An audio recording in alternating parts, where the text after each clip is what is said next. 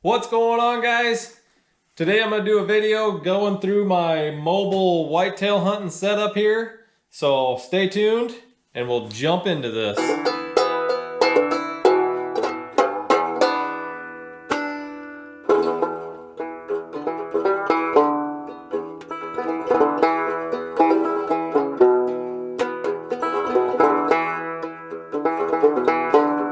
Alright guys, so here I've got basically the four main components of my mobile hunting system. So I've got a tree stand, my bino harness, a pack, and your safety harness. So we'll just start with the stand here. I went with the Lone Wolf Custom Gear 0.75, and the stand itself is phenomenal. I love this stand. It's just super well built. The quality of craftsmanship on this stand is probably, from everything I've seen, second to none. It is just extremely well made, well thought out, and it was just a joy to hunt out of. It was really comfortable. You know, I didn't go with the mesh seat. I got to sit on that at the road show, and I prefer this foam pad on the standard seat over that mesh seat. So, and you know, it's just a 1.5 inch thick pad, but it's really comfortable, and it's lightweight. It's simple. Just works out really good. On the stand itself, I put the Sidekick bow holder on here, and that is, it's a necessity. If you buy a Lone Wolf stand, you need to have this Sidekick, especially public hunting. You know, you can't use screw-in bow holders or anything. This thing mounts right on your stand. It's you know, made out of the same lightweight aluminum as your stand, and it just swivels. Let me kick these steps off of here. It just swivels out, and then you can put your bow right on there, and it puts the bow in just a perfect location to reach down and grab it. I run it on my left side. I'm probably here in the off season going to play around with maybe putting it on the right. I may use an extended. They make one that extends out, like it's adjustable, but looks like up to 4 or 5 inches maybe. I'm gonna play around with them. Maybe put it on the right. I might put one on the seat, just to use as your standing. I don't know. We'll see. Like I said, you know, this is the end of 22-23 deer season, but now it's also the beginning of 23-24. So now's the time to get all your gear dialed in and mess around with things and get everything straightened out for this year. So, but anyway, the Sidekick, definitely a must-have. And they sell a kit. Well, it comes with the Sidekick, but it comes with a little kit where you can mount it on just about any stand, I guess. So if you're not running the Lone Wolf stand and you need a bow holder, it's an awesome bow holder, and it's extremely light as well. Some of them you see are kind of janky looking, probably weigh as much as this tree stand. So the Lone Wolf one, super light, super simple, just an awesome little addition to a already kick-ass stand. If you guys aren't real familiar with the Lone Wolf stands, you know, there's a ton of adjustability on them. You can adjust your platform here in these notches, and your seat is also adjustable. There's a little nut on the bottom that down here that adjusts your seat for level, and then it folds down in there and creates a nice platform on there. I bought it this year in 22, and 23 they have come out with different shoulder straps. So that's the one thing that I am going to upgrade on this stand. I am going to get the upgraded shoulder straps. Not that these aren't comfortable. I believe they look almost the same. I think they've changed a few things on them, but what they added is a load lifters. So pair those shoulder straps with load lifters with a waist belt, which I did not run a waist belt on this stand. Those straps with load lifters and a waist belt would give you the ability to pack out pretty heavy loads on this stand and use it as a frame, like a frame pack. So that is going to be a really nice addition to this. So I'm looking forward to getting those straps. But otherwise, like I said, this stand is awesome, and just an awesome stand. You know, if you're like me, I've always grown up hunting out of you know, the $40 farm store stands. They're welded metal with a welded mesh on them.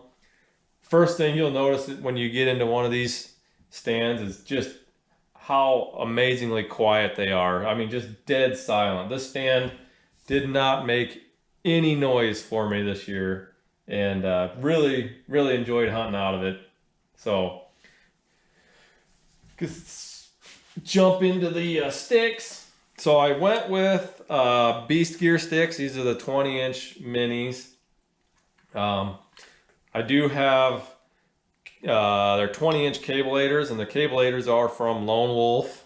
So I just kind of modified the top bolt here. I drilled it out and put the bigger bolt that come from Lone Wolf in the kit, and then there's also plastic washers in between them, so you can swivel them up and out of the way, like how I got them mounted on here. This is how I run the straps. Just wrap them around them and then loop it back through, and then catch it on here on the standoffs. Then your you know, your cam straps are always with your sticks. You don't lose them, and they're just right there ready to go. The stand, I forgot to show you on the bottom. I've got it's a belt pouch from Kifaru on here.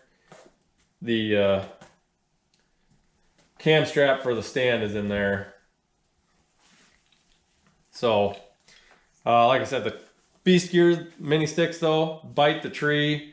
Awesome. I have no complaints on these, and I don't intend on changing this system up at all. The 3 sticks with cabelators gets me plenty high. You know, sometimes I just use 2 sticks, so I won't add another stick or anything like that, and I won't subtract them either. Like I said, most of the time I ran 3 sticks. So, but that combo right there, it packs up really good. There's zero issues on, you know, packing them, stacking them, and lining everything up. They really stack on there really good. So I just bungeed them on there, as you can see. Then I bungee the 3 together just to kind of hold them together. So that's the stand I ran. And then we'll go into the bino harness here.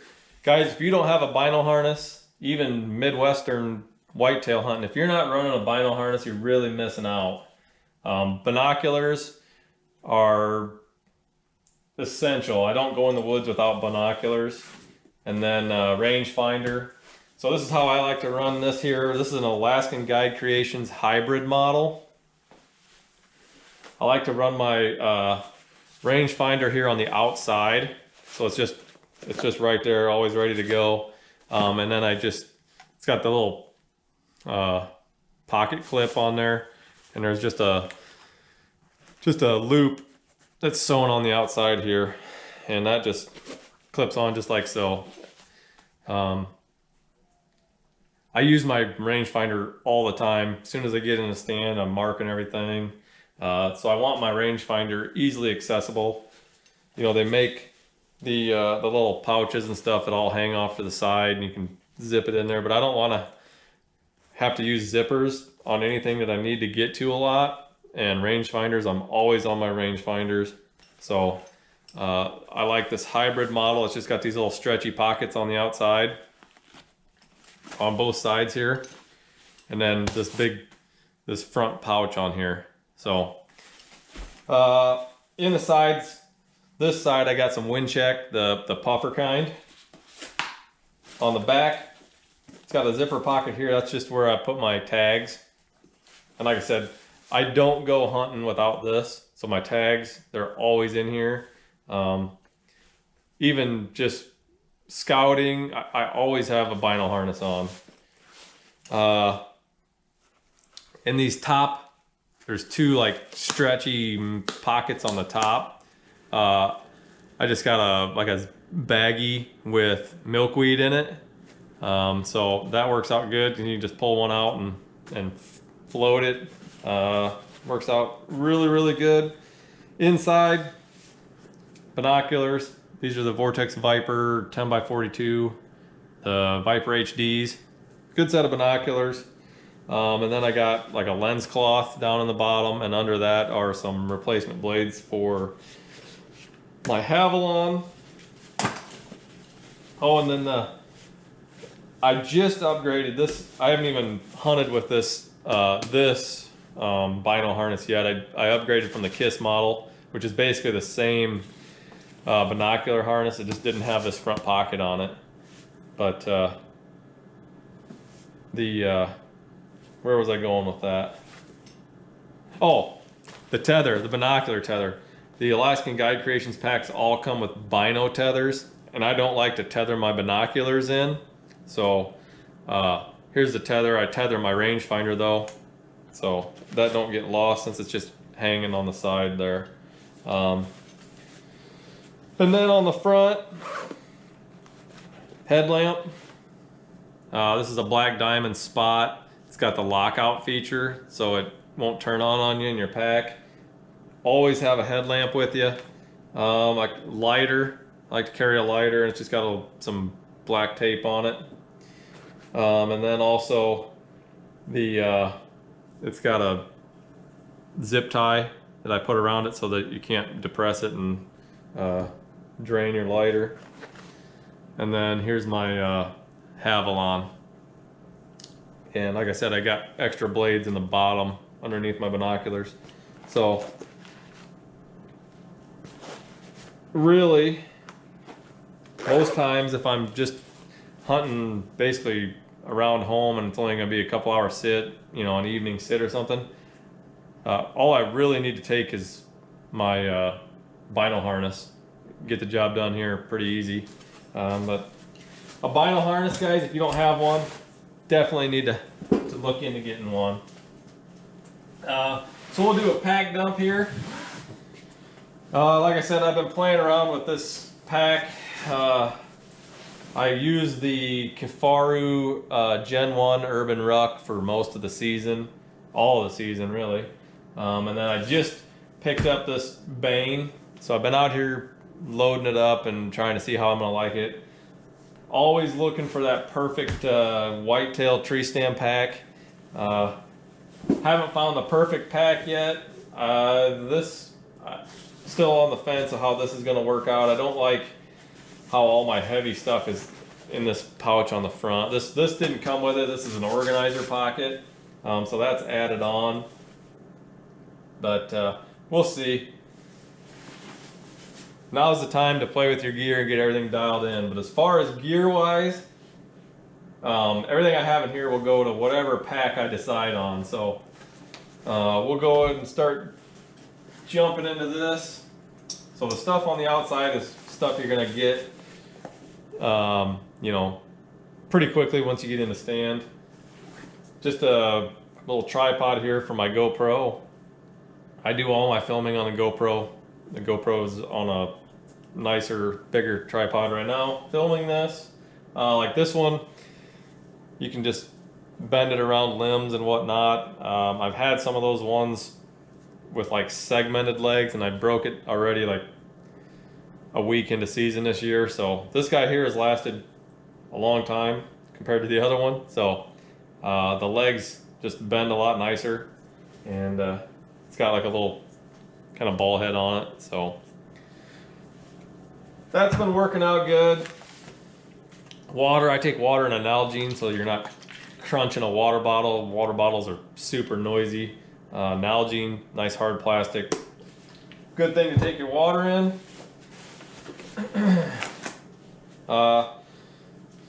This is my linesman belt slash tether. I used it for both. One that I put together myself. It's just some, I think it's 10 millimeter static rope off of Amazon. And then the carabiners I had off of other safety harnesses and linesman's belts. But the thing I used instead of a prusik knot for my adjustment is this.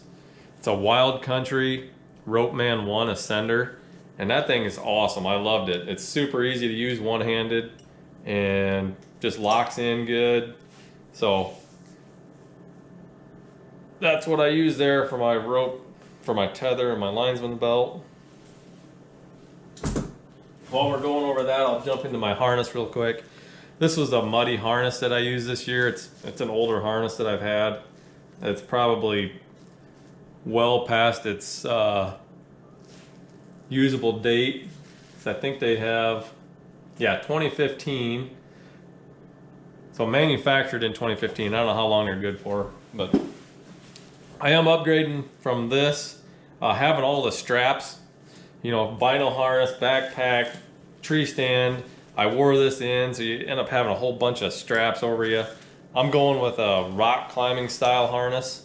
And yes, Lone Wolf did just come out with one.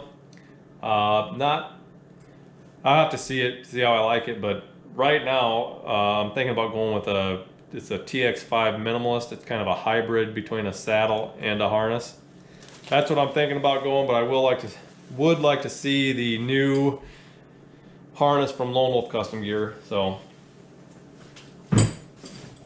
get the harness out of the way. We'll get back into the gear here. So on this outside pocket, I got just some pruners. Always good to have some of these with you if you got something in your way, something poking in your back. Some pruners, and one of these Night Eyes gear ties. These things are invaluable. Always have one with me. Lots of different uses on those. Then inside here, we'll just jump right into this. This is my bow rope. It's just some paracord that I made up. It's got 2 carabiners on it. One at the end of your string, and then one about probably 3 foot up. I got another one tied in, and then I just tie in. This is another one of them little Night Eyes gear ties. Keep it all together, and so that's what I use for bringing my bow up and then taking my pack and bow down out of the stand. Face mask.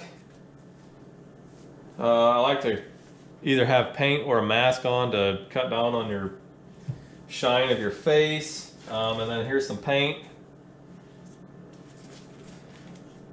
And a hot hands. Always recommend having 1 or 2 of these in a pack. Good thing to have when your hands get cold. Grunt call. I like to carry a Sharpie. I think I have one in this and one in my kill kit.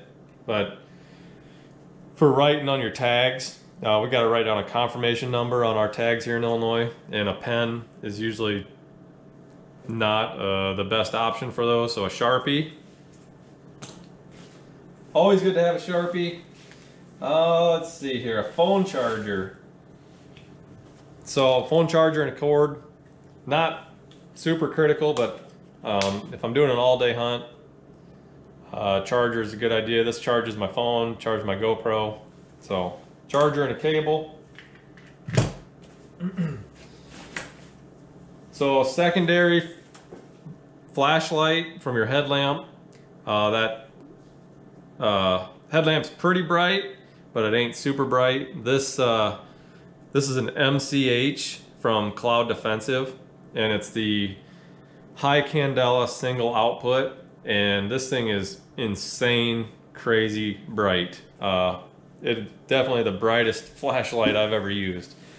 So a really, really bright handheld for tracking is a must, or just any form of, a secondary form of light in case your headlamp goes dead. But if you're looking for a super, super bright flashlight, the MCH from Cloud Defensive, awesome, awesome light, and crazy, crazy bright. American company, it's made in America, the flashlight is, so like I said, I love to support that. This is normally in my kill kit. It's just a saw for splitting the pelvis on a deer. So that's it on the outside here. And so that's, with this pack, there is no, there's no organization in here. This basically inside is one big pocket. There's a sleeve here on the outside, and then you could run a water bladder in here, or they sell like a Kydex frame sheet you can put in here. It basically has the same thing on the inside, but it doesn't open all the way. It only opens that far. But inside, so like right now, or the last time I went out, some Arctic Shield booty covers. These things are awesome. I run pretty lightly insulated leather boots in the winter, and these will add to that once you get into the stand, and they'll keep you in your stand for hours longer than not having them, especially if you throw like a hot hands in here with them. So cold weather, these things are awesome. Of course, warm weather, I would not have them.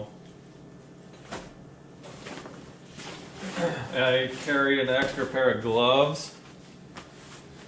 These are just some really heavy, nice gloves. They're the North Star glove from Kuiu. Nice gloves. They got full leather fingers, palms, really good dexterity, and they're not like super, super bulky. So an extra pair of gloves. And then in the bottom, here's my kill kit. Kill kit is just in one of these Kifaru ultralight pullouts. I believe this is the medium. So inside here, I've got a fixed blade and a sharpener. This sharpener I've had for a long, long time. I don't even know if they make them anymore. It's called a Ready Edge. And it's just got like two little metal blades there, and you just run your knife through there and it'll touch up your knife really quick. And yeah, just like a 3-inch fixed blade knife. This is a knife Alpha Wolf from Knives of Alaska. It's a decent knife. So a fixed blade is a must. I do most of my work with a fixed blade. So the Havalon's just in there for any kind of delicate type stuff, like if you're skinning out something. But most of my work's done with that fixed blade. And then I got some game bags here, which on public ground,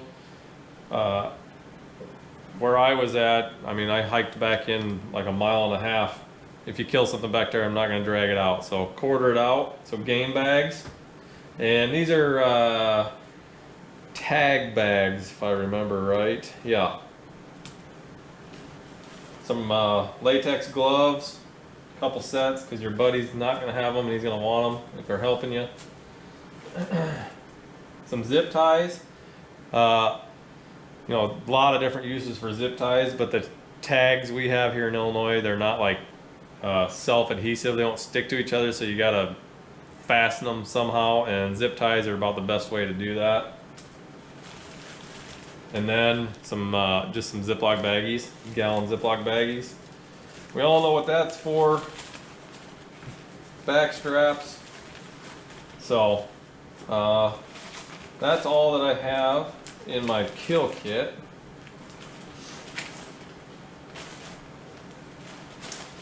Pretty simple.